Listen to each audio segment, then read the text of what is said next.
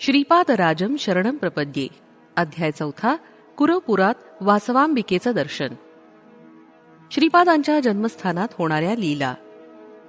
पळणीस्वामींच्या आज्ञेनुसार आम्ही ध्यान करण्याचा संकल्प केला.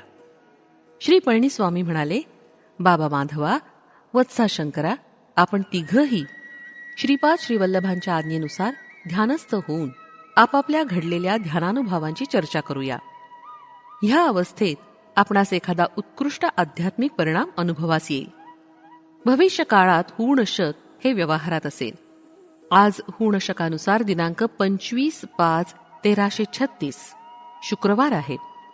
आजचा दिवस आपल्या जीवनातील फार महत्वाचा आहे. मी माझ्या स्थूल शरीराला इथेच ठेवून सूक्ष्म शरीरानं कुरवपुरास जाईन. एका वेळेस 4-5 ठिकाणी सूक्ष्म रूपात विहार करणं मला बाल्यक्रीडा वाटते. आपण सगळेच श्रीपाद श्रीवल्लभांच्या ध्यानात असताना त्यांची आज्ञा झाल्यावर मी सूक्ष्म शरीरानं कुरवपुरात त्यांच्या सान्निध्यात जाईन. स्वामींचा अनुग्रह मिळवण्याचे विधान. श्री स्वामींचं वक्तव्य ऐकल्यावर मला गंमत वाटली.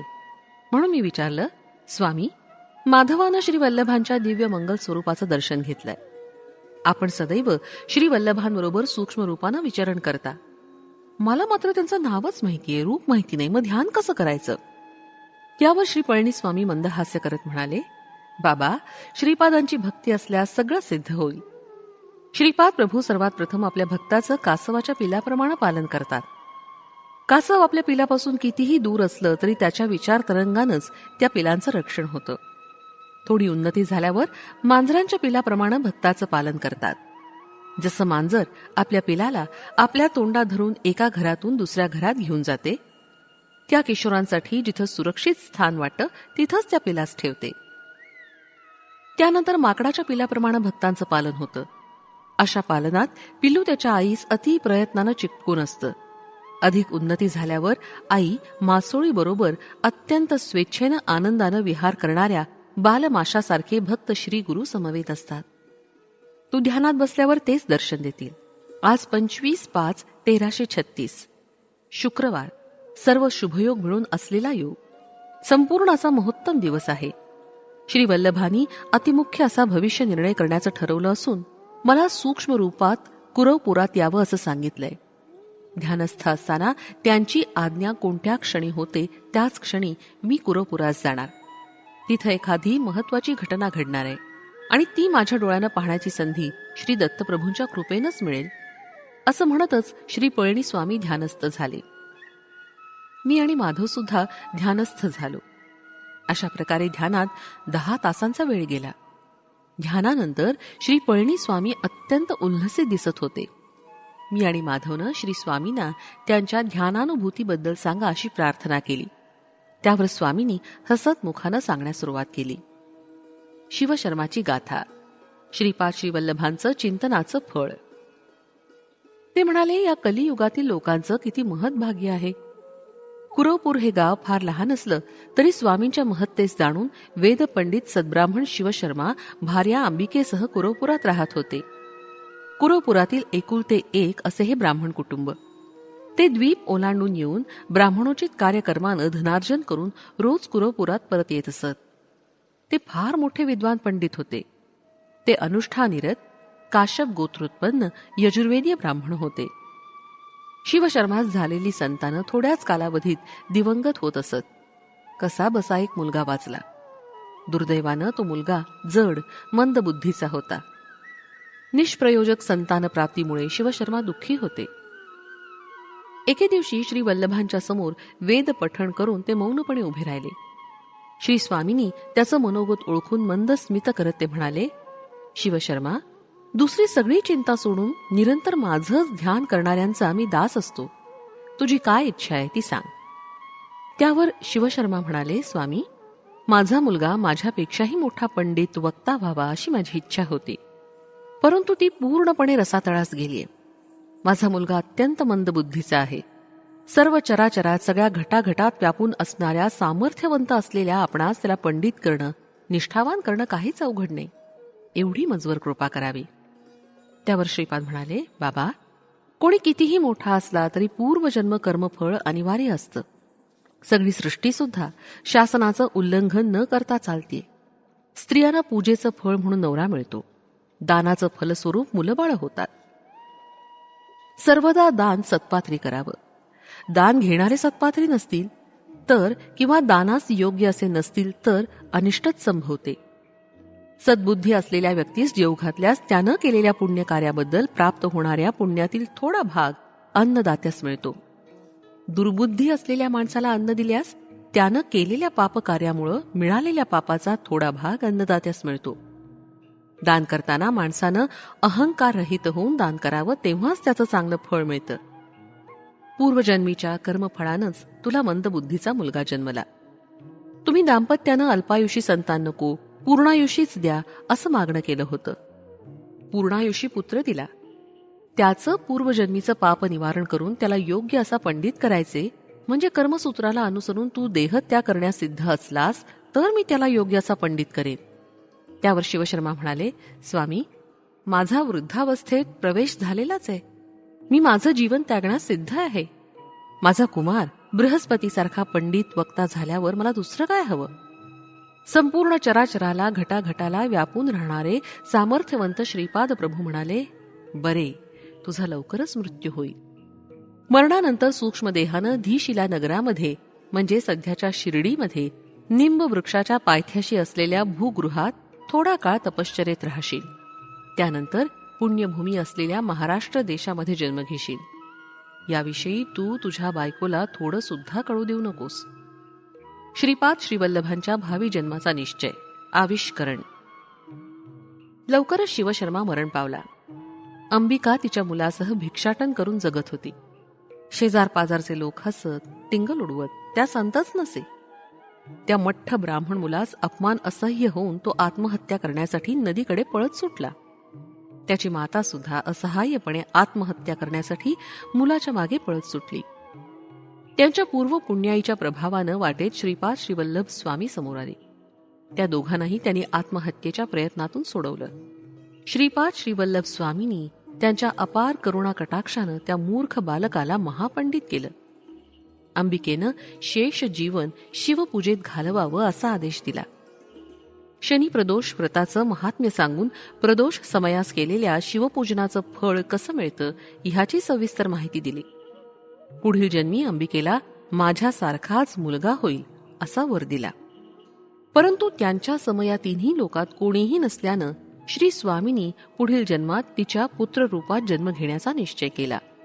नृसिंह सरस्वती आणि स्वामी समर्थ यांचा जन्मसंकल्प. समस्त कल्याणकारी गुणांनी युक्त अशा वासवांबिकेस श्रीपाद प्रभू म्हणाले, तुझा संकल्प सिद्ध होईल. मी आणखी 14 वर्ष म्हणजे या शरीराला 30 वर्ष येईपर्यंत श्रीपाद श्रीवल्लभ या रूपातच राहून नंतर गुप्त होईल. त्यानंतर संन्यास धर्माच्या उद्धाराच्या निमित्तानं नृसिंह सरस्वती या नावानं ओळखला जाईल. ह्या दुसऱ्या अवतारात मी 80 वर्ष राहीन. या अवतार समाप्तीनंतर कर्दळी वनात 300 वर्ष तपोनिष्ठेत राहून प्रज्ञापुरात म्हणजे अक्कलकोट इथे स्वामी समर्थ या नावानं अवतार धारण करीन. अवधूत अवस्थेत सिद्ध पुरुषांच्या रूपानं अपरिमित अशा दिव्य कांतीनं अगाध लीला दाखवीन. साऱ्या जगाला धर्मकर्माला अनुसरून त्याविषयी आसक्तीरहित करीन. पळणीस्वामी पुढे म्हणाले, जशी जशी योग बदलतील तशी तशी मानवाची शक्ती कमी होत जाईल. त्यासाठी परातत्व ऋषीश्वरांच्या इच्छेनुसार खालच्या स्थायीवर उतरून येईल. शरीरधारी प्रभूंचा अवतार म्हणजे संपूर्ण अनुग्रहाचं सूचकच होय. अशा रीतीनं प्रभुतत्व खालच्या पातळीवर उतरण्यानं थोड्या श्रमानं मानवास उत्तम फळ प्राप्त होईल. म्हणून कलियुगातील मानव धन्य आहेत. केवळ स्मरण मात्रेस दत्तप्रभूंचा अनुग्रह प्राप्त होईल. मानवाचं पतन होण्यास जेवढे मार्ग आहेत, श्रीचरणांचा अनुग्रह प्राप्त होण्यास त्याहीपेक्षा असंख्य मार्ग आहेत. हेच परमसत्य आहे. स्मरण अर्चन केल्यामुळे श्रीपाद श्रीवल्लभ प्रभूंशी अनुसंधान घडतं. त्यामुळे साधकांचे पापकर्म, दोष, विषय वासना, संस्कार श्रीपाद श्रीवल्लभांच्या चैतन्यात प्रवेश करतात. त्यांच्याकडून भक्तांना श्रेयस्कर शुभ स्पंदनांचा लाभ होतो. श्रीपाद प्रभू साधकांच्या चैतन्यात प्रवेश झालेल्या पापसमुदायाचं पवित्र नदीच्या स्नानानंच निर्मूलन करतात. तसं न केल्यास त्यांच्या योगाग्नीनंच त्या पापांना जाळून भस्म करतात. ते स्वतः तप करून त्या तपाचं फळ त्यांच्या भक्तांना देतात. कर्मसूत्राचं अतिक्रमण न करता भक्तांचं रक्षण करतात.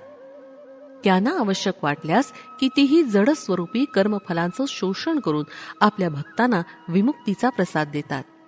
क्षणोक्षणी त्यांच्या कर्माचा ध्वंस करतात. म्हणूनच त्यांच्या भक्तांची त्यांच्या न कळतच कर्मबंधातून सुटका होते, मुक्ती मिळते. पळणीस्वामींच्या या वक्तव्यानंतर सुद्धा माझ्या मनातील प्रश्न मिटला नव्हता. मी त्यांना अजून एक प्रश्न विचारण्याचं साहस केलं. स्वामी, 7.5च्या त्रासातून शंकराची सुद्धा सुटका झाली नाही असं ऐकलं होतं. ग्रहासंबंधी त्रासातून श्री गुरु सार्वभौम कशा प्रकारे सुटका करतात याबद्दल माहिती द्यावी अशी प्रार्थना. यावर पळणीस्वामी म्हणाले, बाबा शंकरा, खगोलशास्त्रातील ग्रहांना जीवांशी मित्रत्व किंवा शत्रुत्व असं नसतंच. मानव जन्माच्या वेळी त्याच्या प्रारब्ध कर्माला अनुसरून ग्रह महर्दशेनं जन्म घेतो. त्या ग्रहांना अनुसरून शुभाशुभ फळं त्याला मिळत असतात. ग्रहांच्या मुळे येणारे सूक्ष्म किरण अशुभ फळं देणारे असल्यास त्याच्या दोष निवारणासाठी मंत्र तंत्र यंत्रानं काही फळं न दिसल्यास जप तपहोमाचा आश्रय घ्यावा. या उपायानं सुद्धा उपशमन न झाल्यास श्री गुरु पादुकांना शरण जावं. श्रीचरण सर्वशक्ती संपन्न असतात. शक्तीमध्ये चांगल्या आणि वाईट शक्ती असतात. त्या शक्तीकडून निघालेली स्पंदनं शुभ अशुभ घटना घडवून आणतात. प्रत्येक ग्रहास मानव शरीरातील थोड्या विशेष भागावर अधिपत्य असतं. ग्रहबाधा असल्यास मानवाच्या शरीरातील कोणत्या भागावर त्या ग्रहांचं अधिपत्य असतं तेच पीडित होतात. विश्वचैतन्यापासून प्रवाहित सूक्ष्म स्पंदनामुळेच इष्ट अनिष्ट फळांची सिद्धी होते. स्पंदनामुळे आकर्षण किंवा विकर्षण होतं. सज्जनांचा सहवास असणाऱ्या व्यक्तीस दुर्जन सहवास घडल्यास अकारण कलह, बंधुवियोग, कुटुंबातील सदस्यांशी वादविवाद होतात. हे सारं आकर्षण शक्ती कमी झाल्यानं मिळणारं अनिष्ट फळ आहे. विश्वशक्तीकडून स्पंदनांची निरंतर उत्पत्ती होत असते.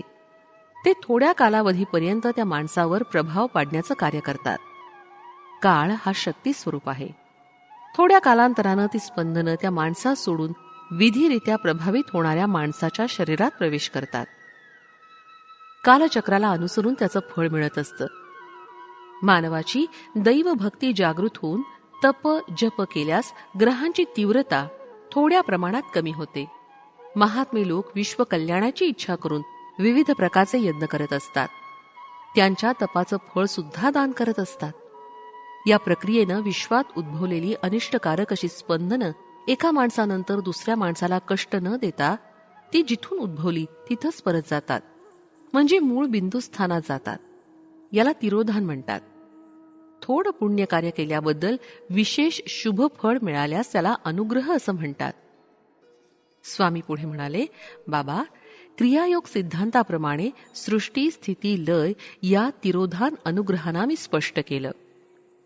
तू ध्यानात असताना पाहिलेल्या यवन भासणाऱ्या साधूमध्ये भविष्यात श्रीपाद श्रीवल्लभांची शक्ती विशेषरित्या प्रवाहित होईल. निंबवृक्षाच्या जवळ असलेल्या भूगृहातील 4 नंदादीपांना तू पाहू शकलास ही असाधारण किमया आहे. श्रीपाद श्रीवल्लभांनी कोणत्या तरी महान उद्देशाच्या दृष्टीनंच तुला असा अनुभव दिलाय. त्यांची आंतरिक कल्पना केवळ त्यांनाच माहितीये. त्यांच्या लीला फार अगम्य असतात, गूढार्थ प्रयोजक असतात. त्यांच्या व्यतिरिक्त दुसऱ्यांना त्याचा मतितार्थ जाणता येत नाही. त्यात सुद्धा देवरहस्य असू शकतात. त्यांच्या अनुमतीनंच मी तुला त्याचं विवरण करू शकलो. समस्त सृष्टी त्यांच्या नजरेखालीच असते. त्यांचं तेच प्रमाण आहेत. त्यांच्यात तेच श्रेष्ठ आहेत. विश्वनियंता सुद्धा तेच आहेत. योगसिद्ध आहेत, अमेय आहेत. ते परिमाणाना, मोजमापाना, परिमितीला साध्य होणारे विषयच नाहीत. श्री पळणीस्वामींच्या या वर्णनानं माझं मन आनंदानं बहरून गेलं. मी उडपी क्षेत्राहून निघालो. कुरवपुरास जाताना मध्येच कितीतरी चित्रविचित्र अशा घटना घडत चालल्या होत्या. या सर्व ग्रंथस्थ करण्यासाठी श्री गुरु सार्वभौमांची अनुमती घ्यावी या विचारानं श्रीपाद श्रीवल्लभांच्या दर्शनोत्तर त्यांच्याशी विचार विनिमय करण्याचं ठरवलं. श्री पळणीस्वामींनी माझ्या मनातील भावाला लीलेनं समजावून घेतलं आणि ते म्हणाले, तुझ्या मनातील भाव मला अवगत झालेला आहे. भविष्यात भक्तांच्या हितासाठी श्री प्रभूंच्या चरित्राचं लिखाण करण्याचं तू ठरवलं आहेस. ते जरूर तुझ्या प्रयत्नांना आशीर्वाद देतील. भविष्यात भक्तांच्या हितासाठी श्री प्रभूंच्या चरित्राचं लिखाण करण्याचं तू ठरवलं आहेस. ते जरूर तुझ्या प्रयत्नांना आशीर्वाद देतील. त्यानंतर श्री पळणीस्वामी माधवास त्याच्या ध्यानानुभवाविषयी सांग असं म्हणाले. माधवाने आपल्या अनुभव सांगण्यास सुरुवात केली. श्रीपाद श्री वल्लभांचे जन्मस्थानी श्रींच्या पादुका, श्रीपाद श्री वल्लभ, दत्तात्रेय आणि श्री नृसिंह सरस्वती यांच्या मूर्तींची प्रतिष्ठापना. श्री पळणीस्वामी म्हणाले, बाबा शंकरा, तू दर्शन घेतलेले श्री वल्लभांचे मातागृहच तुझ्यातील सर्व शक्तींना आकर्षित केलेले स्थळ श्रीपाद श्री वल्लभांचं जन्मस्थान आहे. तिथे असलेल्या पादुकांच्या खाली पाताळात अनेक सहस्त्र वर्षांपासून तपात बसलेले ऋषी आहेत. तू पाहिलेल्या श्री वल्लभांच्या जन्मस्थानातच केवळ श्रींच्या पादुकांची प्रतिष्ठापना केली जाईल.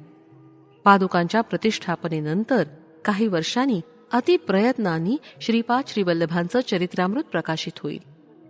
तू बसून ध्यान केलेल्या जागेत श्रीपाद श्री वल्लभ, त्यांचा पूर्ण अवतार असलेले श्री दत्तात्रेय, त्यांचा नंतरचा अवतार श्री नृसिंह सरस्वतींच्या मूर्ती स्थापित करण्यात येतील. त्यानंतर त्या क्षेत्रात विस्तारानं लीला होतील. त्यानंतर श्री पळणीस्वामींनी थोडा वेळ मौन धरलं. आमच्या गुहेच्या जवळच असलेल्या नवयुवकाचं प्रेत बाहेर काढण्यास सांगितलं. प्रेतास बाहेर काढल्यावर प्रणवाचा उच्चार करण्यास सुरुवात केली. श्रीपादराजम शरणम प्रपद्ये. व्याघ्रेश्वर शर्मा जयघोष करत होता. श्री पळणीस्वामींनी नवयुवकाच्या शरीरात प्रवेश केला. वयोभारानं शिथिल झालेल्या वृद्ध शरीरास व्याघ्र रूपात असलेल्या व्याघ्रेश्वर शर्मानं जवळ असलेल्या नदीत टाकण्यास नेलं. नूतन शरीरात प्रवेश केलेल्या पळणीस्वामींनी आज्ञा केली, तुम्ही या क्षणीच इथून जावं. बाबा माधवा, तू तुझ्या विचित्रपुरास जा. बाबा शंकरा, तू तिरुपती या महाक्षेत्रास जावं. माधवा, तू तुझ्या सूक्ष्म शरीरानं पीठिकापुरातील पुण्यवंतांचं दर्शन घेतलं. तेच तुला या जन्मात पुरे. श्रीपाद श्रीवल्लभ अनुग्रह प्राप्तिरस्तु. तेव्हाच माधव विचित्रपुराकडे आणि मी तिरुपतीकडे प्रयाणास निघालो. श्रींच्या लीलेचा अंत लागत नाही हेच खरं. श्रीपाद श्रीवल्लभांचा जय जयकार. फलश्रुती मुलींना योग्य वर प्राप्ती, गुरुनिंदा दोष निवारण.